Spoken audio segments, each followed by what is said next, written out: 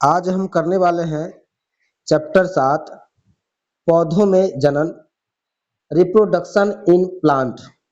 तो चलते हैं प्रश्न की तरफ। पादपों में जनन किस प्रकार का होता है? तो पादपों में जनन दो प्रकार का होता है, अलैंगिक जनन, लैंगिक जनन।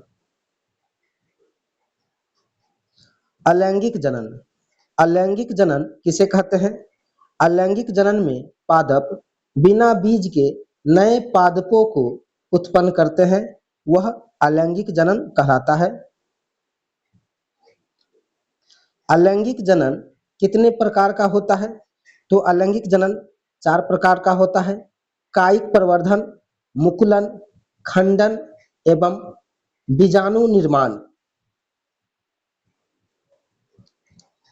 कायिक प्रवर्धन किसे कहते हैं? तो कायिक प्रवर्धन किसे कहते हैं? कायिक प्रवर्धन में पादपों के मूल, तने, पत्ती से नए पौधे प्राप्त किया जाता है।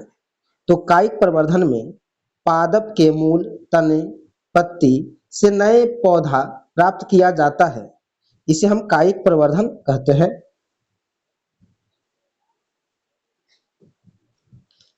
एक ऐसा प्रजनन जिसमें पौधों की एक शाखा अलग से विकसित होने लगे, उसे क्या कहते हैं? तो इसे कायिक प्रवर्धन कहते हैं।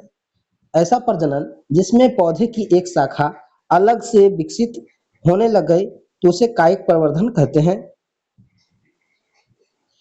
पादपों में किस प्रक्रिया के माध्यम से पौधों की जड़ों, तना और पत्तियों में नए पौधे का विकास होता है? कायिक प्रवर्धन से। पौधों में कायिक प्रवर्धन के संबंध में सही तथ्य है। कायिक प्रवर्धन क्लोनीय जनसंख्या को उत्पन्न करता है।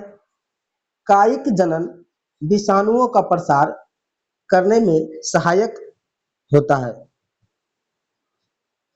कायिक प्रवर्धन वर्ष के अधिकतर भाग में चल सकता है। तो कायिक प्रवर्धन वर्ष के अधिकतर भागों में चल सकता है। कायिक प्रवर्धन पौधे का भाग, नया पादप या पौधा, जड़ से शकरकंद, डहेलिया, शतावर में कायिक प्रवर्धन होता है। भूमिगत तने से आलू, अदरक, लहसुन में कायिक प्रवर्धन होता है। अर्धवायवीय तने से दूब घास, पुदीना, गुलदाउदी में कायिक प्रवर्धन होता है। वायवीय तने से गन्ना, अमरवेल, money plant, bougainvillea, carnation, cocoa, अंगूर, मौसमी, चमेली, इन सभी में कायिक प्रवर्धन होता है। पत्ती से ब्रायोफिलम, बिग्नोनिया में कायिक प्रवर्धन होता है। भारत में गन्ने की खेती में वर्तमान प्रवृत्तियों के संदर्भ में सही तथ्य है। जब बड चीप सेंटलिंग्स को नर्सरी में उगाकर मुख्य भूमि में प्रत्यारोपित किया जाता है, तब बीज सामग्री में बड़ी बचत होती है। गन्ने की खेती उत्तक संवर्धन से तैयार की गई सेटलिंग से की जा सकती है। किस विधि से मां पौधे की भांति नया पौधा मिलता है? तो किस विधि से मां पौधे की भांति नया पौधा मिलता है? तना काट विधि से। कौन सा पादप स्तंभ कर्तन या तना काट द्वारा प्रवर्धित किए जाते हैं? बोगेनवेलिया, अंगूर, कार्नेशन तथा कोको। अतिवर्धन किसे कहते हैं? पौधे की कोशिकाओं की असामान्य वृद्धि को अतिवर्धन कहते हैं। मुकुलन किसे कहते हैं? मुकुलन में एक छोटा अंकुर जनक पादप के शरीर पर विकसित होकर एक नए जीव का निर्माण करता है, उसे मुकुलन कहते हैं। प्रजनन के किस प्रकार में पूर्ण वयस्क छोटे जीव अपने जनक शरीर से अलग हो जाते हैं और एक नया स्वतंत्र जीव बनाते हैं? मुकुलन में। इष्ट कोशिका में जनन किस विधि द्वारा होता है? मुकुलन विधि द्वारा। हाइड्रा में जनन किस विधि द्वारा होता है? मुकुलन विधि द्वारा। खंडन क्या है? खंडन में एक कोशिकीय एवं बहुकोशिकीय पादप या जीव दो या अधिक टुकड़ों में विभाजित होकर प्रत्येक टुकड़ा नए पादप के रूप में विकसित होता है, इसे खंडन कहते हैं। प्रजनन की किस विधि का उपयोग एक कोशिकीय जीवों द्वारा किया जाता है? खंडन विधि का। शैवालों में किस प्रकार का जनन होता है? खंडन विधि द्वारा शैवालों में जनन होता है। पायरोगाइरा पादप किस प्रकार का जनन पाया जाता है? तब पायरोगाइरा में खंडन विधि पाया जाता है। समुद्री एनोमोन जंतु में किस विधि द्वारा जनन क्रिया संपन्न होता है? खंडन विधि द्वारा होता है। बीजाणु किसे कहते हैं? कम विकसित पौधे में दृढ़ आवरण वाली विशेष एक कोशिकाएं रचना पाई जाती है, जिसे बीजाणु कहते हैं। बीजाणु किस प्रकार नए उत्पादों को जन्म देते हैं? तो बीजाणु किस प्रकार नए पादपों को जन्म देते हैं? बीजाणु प्रतिकूल वातावरण में सुरक्षित रहते हैं और अनुकूल परिस्थिति आने पर अंकुरित होकर नए पादप का निर्माण करते हैं। कवक में जनन किस विधि द्वारा होता है? बीजाणु निर्माण द्वारा। राइजोपस में जनन किस विधि द्वारा संपन्न होता है? बीजाणु निर्माण द्वारा। मॉस या हरिता एवं फर्न में जनन किस विधि द्वारा होता है? बीजाणुओं द्वारा। लैंगिक जनन किसे कहते हैं? लैंगिक जनन में बीजों से नए उत्पाद का जन्म होता है। किस प्रजनन से अधिक विविधता उत्पन्न होती है? लैंगिक प्रजनन से अधिक विविधता उत्पन्न होती है। पादपों का जनन भाग क्या कहलाता है? पुष्प। पुष्पों का अध्ययन क्या कहलाता है? एंथोलॉजी।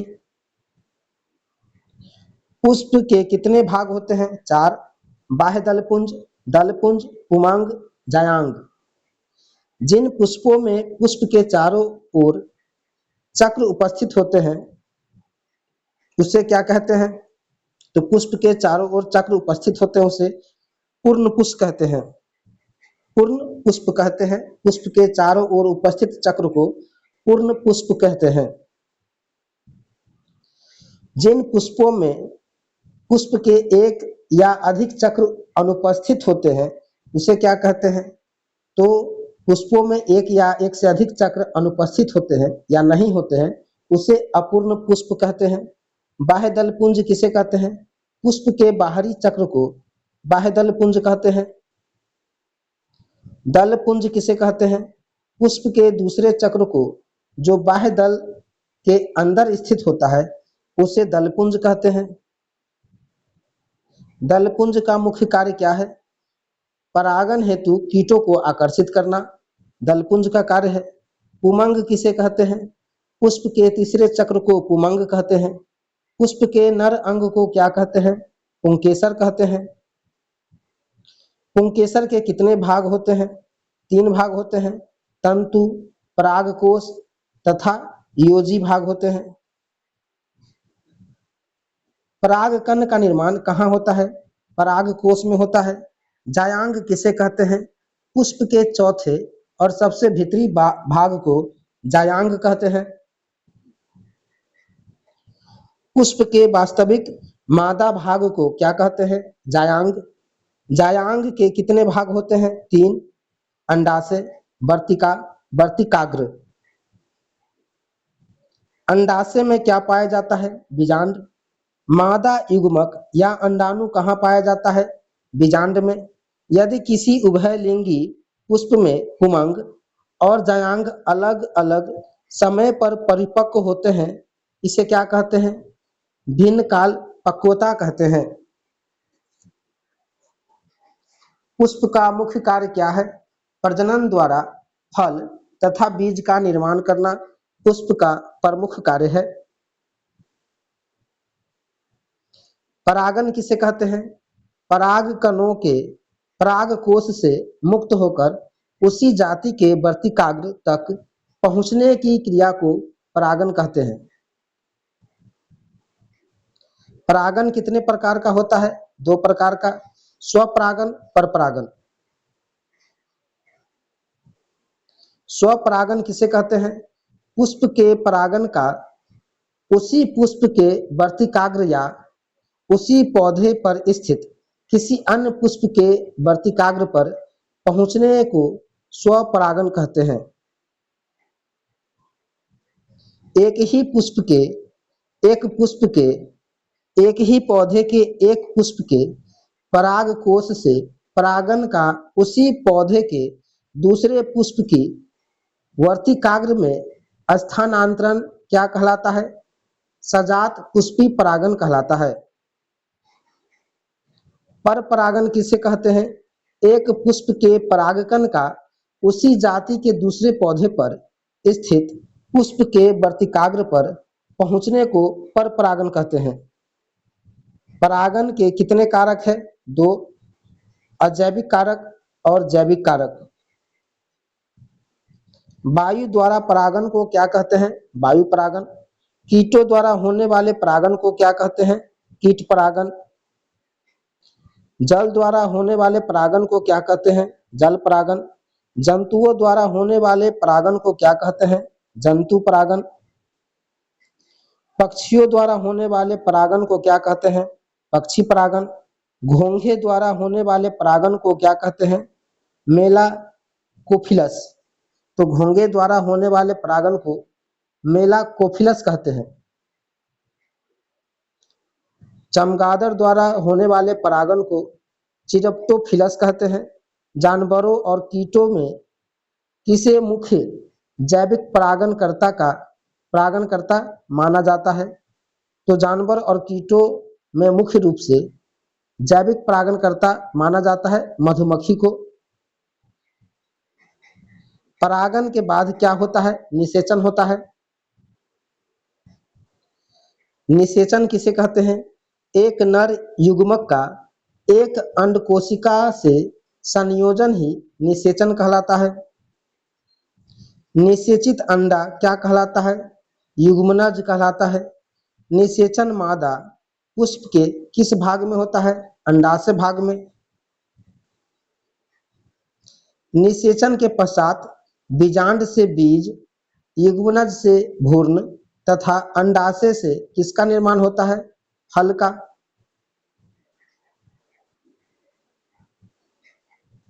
आवृतबीजी पौधे में निषेचन को क्या कहते हैं? त्रिक संलयन कहते हैं। त्रिसंयोजक केंद्रक निषेचन के पश्चात किसमें परिवर्तित होता है? भ्रूणपोष में परिवर्तित होता है। निषेचन के बिना फल के विकास को क्या कहते हैं? पार्थेनोकार्पी कहते हैं। निषेचन के बिना फल के विकास को पार्थेनोकार्पी कहते हैं। पार्थेनोकार्पी कहते हैं। जब निषेचन के बिना फल का विकास होता है तो उसे पार्थेनोकार्पी के नाम से जानते हैं। एक पौधे के बीज में आगामी पौधे को क्या कहते हैं? भ्रूण कहते हैं। एक प्रसूत भ्रूण द्वारा सामान्य विकास के आरंभ या पुनर्ग्रहण को क्या कहते हैं? अंकुरण कहते हैं। पादप रोग विज्ञान किसे कहते हैं? पौधों के रोगों के लक्षण, कारणों, उपचार तथा नियंत्रण के अध्ययन को पादप रोग विज्ञान कहते हैं। गेहूं पर पाए जाने वाले 2 प्रमुख कवक रोग कौन से हैं? काला कीट एवं स्मट। ये गेहूं पर पाए जाने वाले 2 प्रमुख रोग होते हैं, काला कीट और स्मट। करनाल बंट किसका प्रमुख रोग है? गेहूं का। यह फफूंद जनित रोग होते हैं। गेरुई किसमें पाए जाने वाला प्रमुख रोग है? गेहूं का। सफेद कीट किसका महत्वपूर्ण रोग है? सरसों का। उकटा किसका प्रमुख रोग है? चना, अरहर, गन्ना।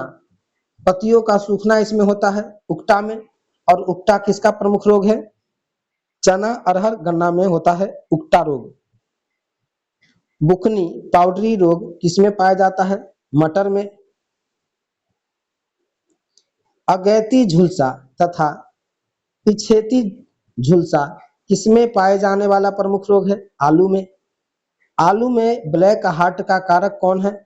ऑक्सीजन की कमी आलू में ब्लैक हार्ट का कारण है। येलो वेन मोजैक किसका गंभीर बीमारी है? भिंडी का।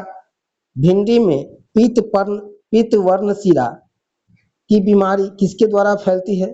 तो भिंडी में पीत वर्ण सीरा की बीमारी सफेद मक्खी से या विषाणु जन्य रोग होते हैं जो सफेद मक्खी से फैलती है भिंडी में। पायरिला किस फसल का कीट है? गन्ने का। मिथ्याकंड अथवा जूठा कंड किस फसल का प्रमुख रोग है? धान का। तो मिथ्याकंड या झूठा कंड धान का रोग होते हैं। खैरा किसमें पाए जाने वाला प्रमुख रोग है? तो खैरा रोग भी धान में होता है। धान के टुंगरों विषाणु किससे प्रसारित होता है? हरी पत्ती के खुद द्वारा। हरित बाल रोग किसमें पाए जाने वाला रोग है? बाजरे में। अरगट किसकी प्रमुख बीमारी है? बाजरे की। टिक्का किसका प्रमुख रोग है? मूंगफली का। पादप रोग फैलाने में किसकी विशेष भूमिका होती है? पक्षी की, उड़ती धूल की, बहती हवा की और वर्षा की। मक्का में सफेद कली या व्हाइट बड किस तत्व की कमी से होती है? जिंक की कमी से। पौधों में व्हाइट बड रोग किसकी कमी से होता है? जिंक की कमी से। मक्का की पत्तियों के शीर्ष का सफेद होना किसका सूचक है? जिंक की कमी का। पौधों में होने वाले प्रमुख जीवाणु जनित रोग।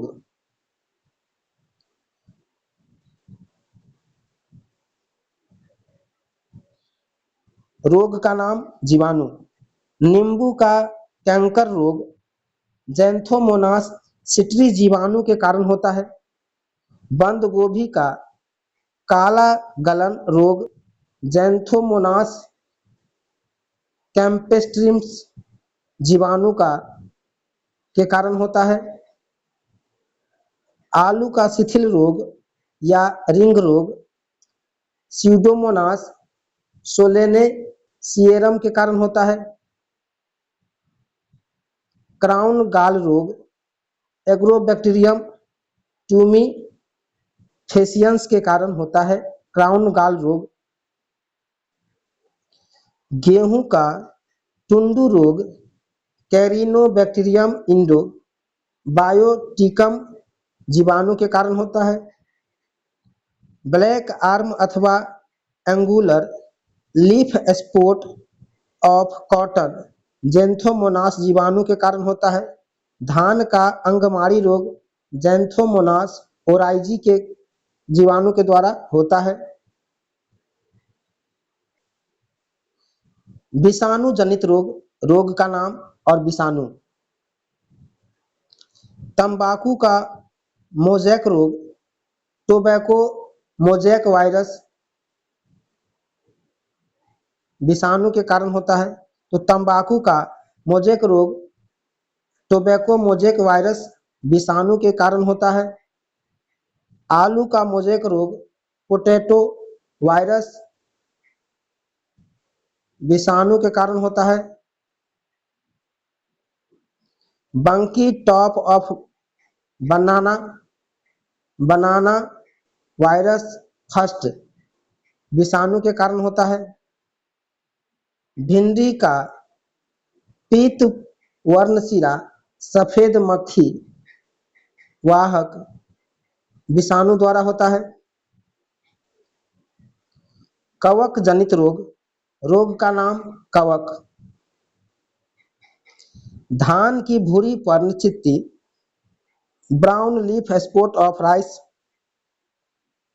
हेलीमिंथो स्पोरियम अराइजी कवक के कारण होता है। गेहूं का काला कीट पक्सिनिया ग्रेमिनीस टिट्रिकी कवक के द्वारा होता है। गेहूं का स्लथ कंड ढीला कंड स्टीलेगो नूडा टिट्रिसाई कवक के द्वारा होता है। आलू की अगेटी झुलसा अल्टरनेरिया सोलेनी कवक के कारण रोग होता है। आलू का पिछैती झुलसा अथवा उत्तर भावी अंगमारी फाइटोथोरा फाइटेप्थोरा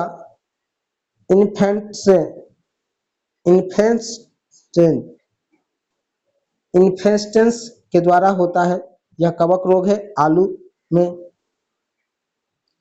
आलू का वाट रोग सिनिक्ट्रियम इंडोबायोटिकम या सिनिक्ट्रियम के कारण आलू का वाट रोग होता है। अरहर की मलानी उकठा रोग फ्यूजेरियम उडम के कारण होता है। मूंगफली का टिक्का रोग सर्कोस्पोरा पार्सोनेटा द्वारा होता है। गन्ने का लाल गलन रोग कोलेटोटिक्रम फालकेटम के द्वारा होता है। यह कवक रोग है। गेहूं का पाउडरी मिल्ड्यू इरेसिफ ग्रेमिनीस टिट्रिसी कवक के द्वारा होता है रोग। राई का इरगाट रोग क्लेविसेप्स परपुरिया कवक के द्वारा होता है। धनिया का स्टेम गाल रोग प्रोटोमाइसीज मैक्रोस्पोरम के द्वारा होता है। यह कवक रोग है धनिया में। बाजरे का स्मट रोग टोलियोस्पोरियम बाजरे में कवक रोग है। बाजरे इरगाट में क्लेविसेप्स मैक्रोसेफेला कवक के द्वारा होता है। बाजरा का ग्रीन ईयर रोग या डाउनी मेल्ड्यू स्क्लेरोस्पोरा ग्रेमिकोला कवक के द्वारा होता है रोग। सरसों का सफेद कीट सिस्टोपस या एल्बुगो कैंडिडा कवक के द्वारा होता है। अरहर का झुलसा रोग फ्यूजेरियम ऑक्सीस्पोरियम कवक के द्वारा रोग होता है। डंपिंग ऑफ या आदगलन पाइथियम कवक के द्वारा होता है रोग। हीनता जन्य रोग, रोग का नाम तत्व की कमी। नींबू का ड्राईबैक रोग तांबे की कमी के कारण होता है। धान का खैरा रोग जस्ते की कमी के कारण होता है। मक्का में सफेद कली रोग जस्ते की कमी के कारण होता है। नींबू का लिटिल लीफ रोग जस्ते की कमी के कारण होता है। आम का लिटिल लीफ रोग जस्ते की कमी के कारण होता है। मटर का मार्स रोग मैग्नीज की कमी के कारण होता है। चुकंदर का हॉट रॉट रोग बोरोन की कमी के कारण होता है। फूल गोभी में ब्राउनिंग रोग बोरोन की कमी के कारण होता है। पत्ता गोभी में व्हीप पटेल रोग मॉलिब्डेनम की कमी के कारण होता है। पत्ता गोभी में व्हीप पटेल रोग